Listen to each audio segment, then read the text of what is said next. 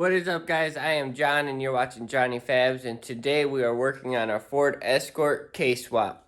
So today is day 16 of this build and we have made really good progress. We started on August 8th and it is now the 24th. So we're making pretty good progress now that we have the motor mounted. The mounts are welded in fully. So today I think we're going to start on some of the little easy jobs. Probably going to get the radiator mounted. I got a new radiator. We'll show you guys. We'll get that set in. And then maybe we'll work on the header, modifying the header to fit since that's off right now. And yeah, so let's jump into this build on this Ford Escort. Here's a look at the radiator that I picked up on eBay. It was $145 with tax and shipping, so that adds our total up to $12.56. But it is a half-core radiator from eBay for a Honda Civic. So it's nice aluminum, so if I do have to modify it, I can cut and weld it. It is a little dirty because I was test fitting it into the Escort. So before, the Escort had a full radiator and it would have worked. It was really close to working, but the spout for the radiator cap was touching the intake, and since it was plastic, I couldn't really modify it or didn't care to. So we got the half rad, just like most Honda setups, and we're gonna see if it fits over here.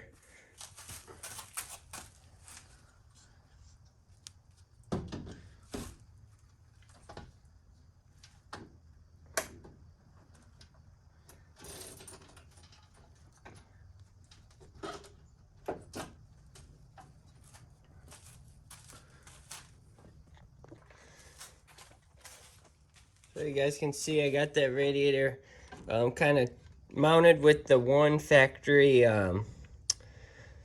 radiator mount down there with the rubber bushing in the inside. It looks like it's going to fit pretty good. Lots of clearance, and then we're away from that intake. And then we'll have our hoses. They look like the same size. So I'll just have to make some sort of bracket for the top here. Maybe I can tie into one of these holes or this bolt, because the factory used to mount here and right here. So we'll make something up to hold this, and then we'll have to fabricate another mount for this side on the bottom. So I made this paper template up that went from here over to this bolt. That way I can get a rough estimate, and then I transferred that over to this aluminum. I had this and I just cut it with the cutoff wheel, and then I actually went and took this rubber grommet off of the donor CRV and slid it in there. This was a factory CRV radiator bushing, so that should fit right here. And then I'll take this bolt out and we can mount it to keep this top tight.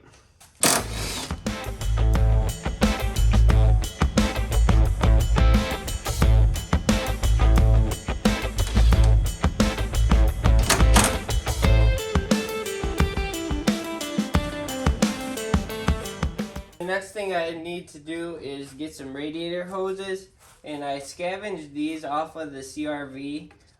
So this was this factory CRV upper hose, and it's gonna work perfect. All I had to do was trim a couple inches off of this hose, and it seems like it fits just right.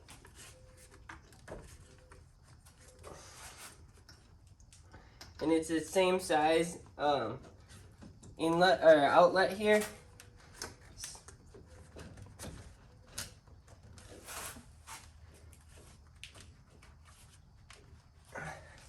So that seems like that's gonna work. Like you see, it has a already bent piece. So I'll just have to get the hose clamps from the CRV. And that one should work. And then I found this one on that K24 A2 over there. That was out of a TSX. And I had to trim off on both ends but it had this nice bend, pre-bent, and this should work on the lower radiator hose. So I just trimmed it till it fit, and it's gonna work for now. And best part is it was free. So we don't have to add that to our budget because it came with our donor cars. Alright guys, so while I'm down here installing the lower radiator hose, you can see this bottom bracket. So we have both brackets. And I actually just took the factory Escort one that used to be right here, trimmed about an inch off of the bottom, and it still uses the factory holes. And I just drilled and put a rib nut in on two rib nuts, and then mounted this. So now the radiator's fully mounted, 3 points of contact. And then we can get our radiator hose installed here. And then put it on the thermostat. And that should work. So we got our radiator fully mounted and our hoses ran. We just have to run a hose from here over to the stock little catch can for the radiator overflow. But nice thing about this eBay one, it came with the fans and the shroud. And so I just had to wire up the fans. It came with like a relay and a switch for a temp sensor. So that is awesome. And the radiator cap, it actually came with 2 caps, which is one thing you have to consider when picking out a radiator, because we bought a coil for the Datsun LS swap, and it did not come with the radiator cap, so we had to get that separate. So you want to keep that in mind when ordering stuff. So now that we got that done, I don't think that's going to be it for the video. I think we can do a little bit more today and maybe start on that header. So hopefully you guys can see, but I'm hoping to get that header to snake down between the transfer case, the axle, and the subframe. We do have some power steering lines over there, so we'll have to consider that. But I had to take the header off to get that trans mount, or that rear T-bracket mount in there. So we're gonna get that header try to put it back on. If not, I think I know what to do on cutting the bottom off so we can start modifying it. So here's the stock header, and if you look at it like that, it kind of comes off at a 45. So I think what we're gonna have to do is cut it right here at the merge or down here and angle that more aggressively. So hopefully we can do that. I did take the heat shield off, which was surprising. I got all the bolts out from that heat shield.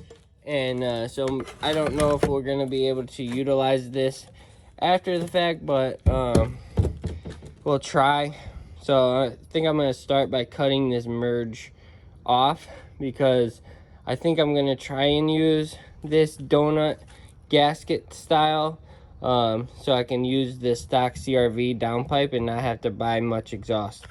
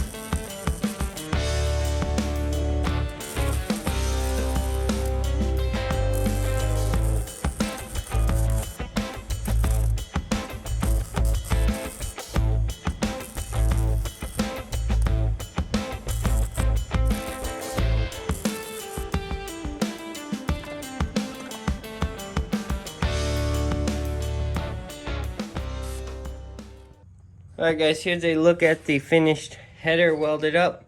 It doesn't look that great, but I ended up putting a bended piece here, and then I welded the CRV stock flange, 2-bolt flange, and I welded 2 new nuts to it, so because one nut was stripped out, and then I just did some pie cuts. Doesn't look the best, but since I'm gonna eventually maybe do turbo, I'm not worried about this. It should just get the car up and running, and I don't know if I'll header wrap it or use the stock heat shield, because the stock heat shield should still fit. It still has the bolts here, but it might interfere in the engine bay down here. So we're gonna go ahead and get this put in, and yeah, we'll bolt it up.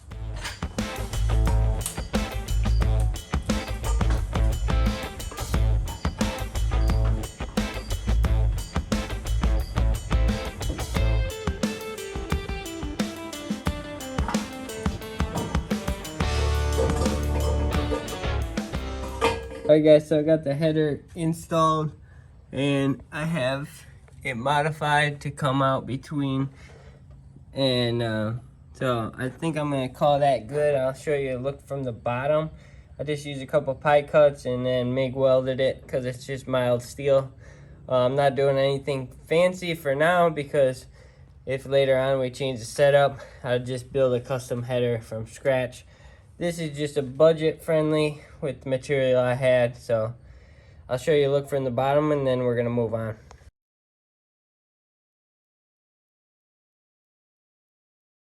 So this just showed up in the mail. It is a adapter for the power steering.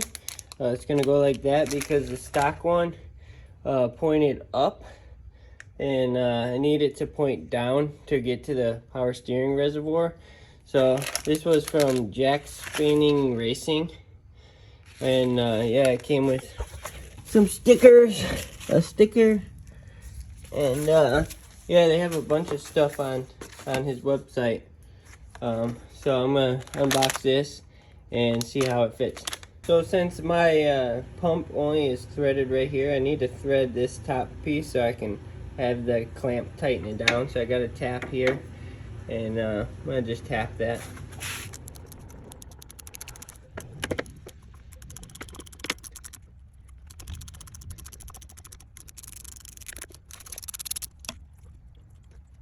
So it comes with the O-ring and this little clamp, and then it just slides into the pump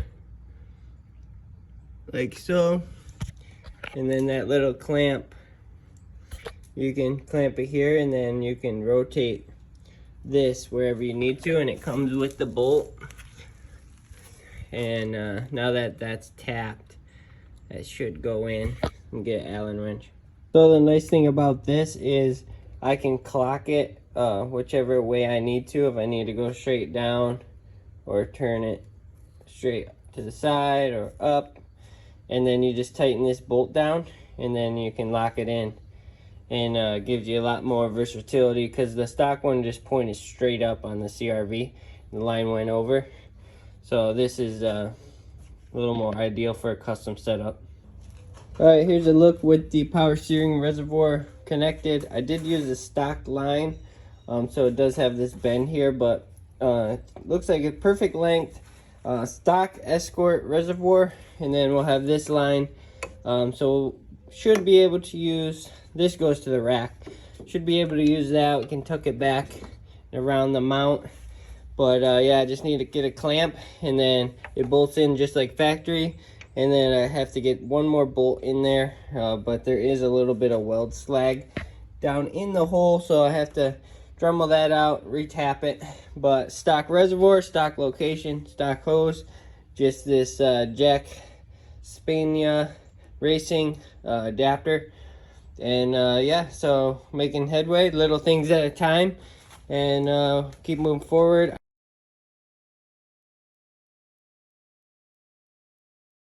The next thing I want to do is the fuel pump. So this is a Walbro 450 from eBay. It was $48. So we have to add that to the cost of the build. That brings us us up to 1330 total. So I got this back seat lifted out of the way, and then we're gonna see the fuel pump next. This is like a top hat to access the fuel pump. There's 4 Phillips head, but I did find some change, so we can subtract that from the budget. Looks like 50 cents. So we just scored 50 cents added to our budget. And so yeah, I'm gonna take these 4 screws out, disconnect that, and then this one's the ground. So we'll see what we got under here.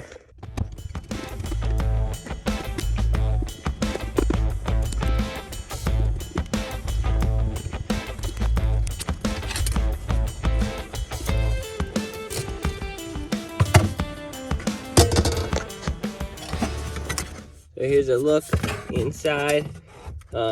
Pretty rusted, so hopefully we can get this top off of the fuel tank so we can get our pump inside of there. I got the fuel pump out. The ring that was holding it, it was rusted out, so I'm gonna have to get a new one. But for now, I'm gonna get this pump mounted to this, and then we're gonna have to figure out the lines and the wiring.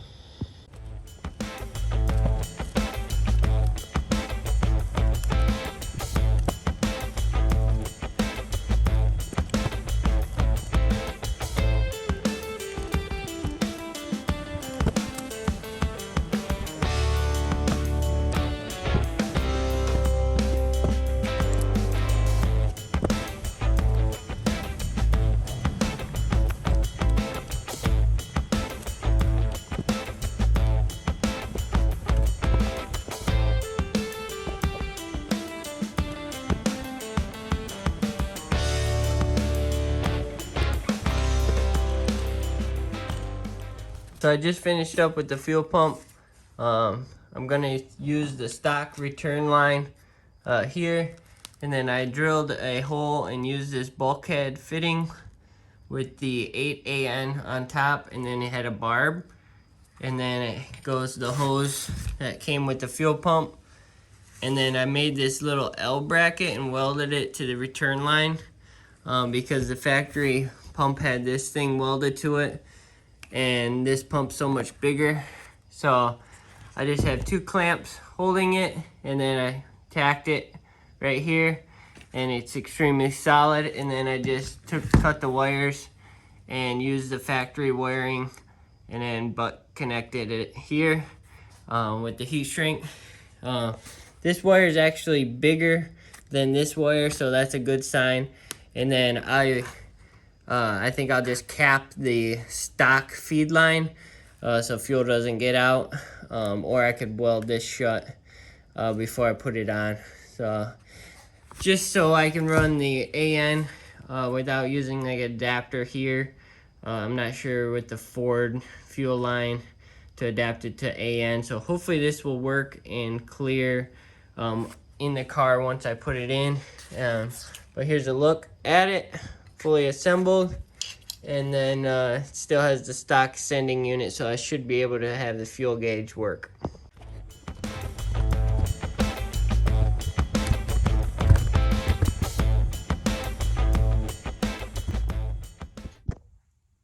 So here's a look with the fuel pump installed back in.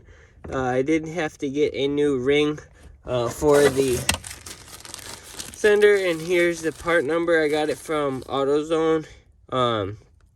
If you guys need one, if yours is rusted out. So this is good to go. Have this AN fitting on there now. And then I bought this 90, and this was $10 for the top hat. So I'm just gonna thread in here, give it a little more low profile.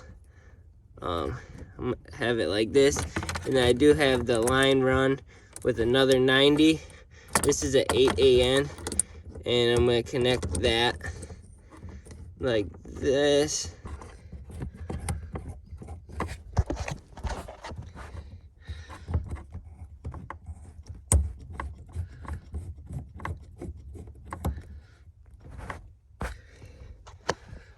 And and then I'll have to tighten both up, and then I'll have to run the return line to this one and then plug it in. This plug-in factory, and I should have the factory gauge still. And then I have the top hat too. I just have it outside. I had to hammer the middle for this fitting to clear, so I'll show you that once I bring it inside. So here's a look at the fuel pressure regulator that I have, that I ordered. It's an eBay unit. It was $53, and it came with the fuel rail, billet fuel rail. So it came with the gauge, and then all these fittings and a fuel rail for $53. So I'm going to mount that. I have to figure out where I'm going to mount it in the engine bay. I have my feed line coming up right here, but I'm not sure if I should mount it over here on the strut or in the back right now. So I'm gonna figure that out, and then we can start assembling this.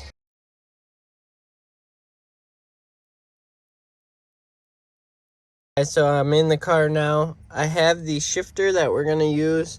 I ended up getting this before I even bought the CRV. So I probably didn't need to get this if you're on a tight budget. You could use a stock CRV with stock cables, but I got this one on eBay. It is a knockoff K-tuned shifter billet, and it was $155 with this and the shifter cable and the bracket that goes on the transmission. But I'm going to show you guys this bracket I made.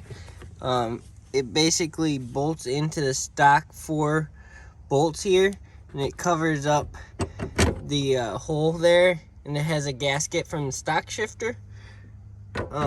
So this will go down like that, and then I have it to where you can bolt it in factory, and then it seals off with that rubber. And then I welded 4 bolts to the plate here, and this shifter should sit on top of that. So we're gonna go ahead and bolt these 4 nuts down, and then we can get this K-tune replica eBay shifter on.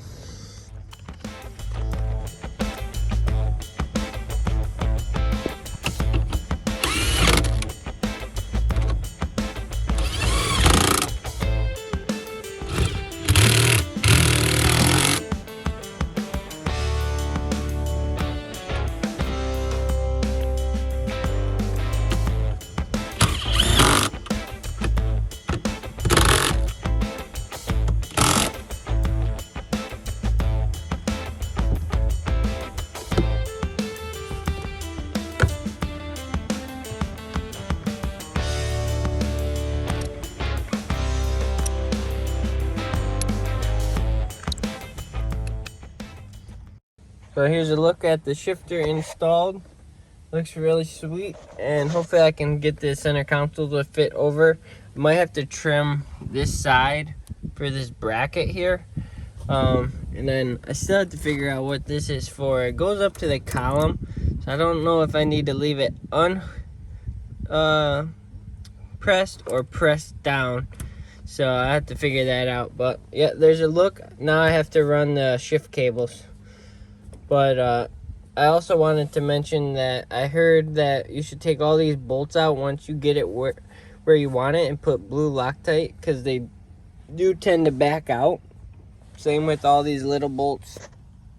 Blue Loctite everything. That way it does not move on you.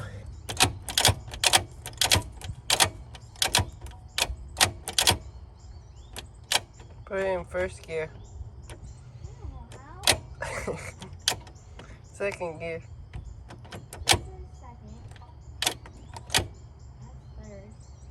Yeah. Third? Gotta pull it back.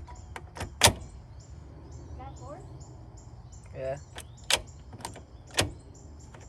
Fifth?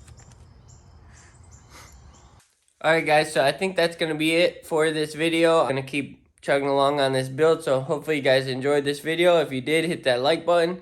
If you want to see more on the build, subscribe so you can see the future videos. And peace.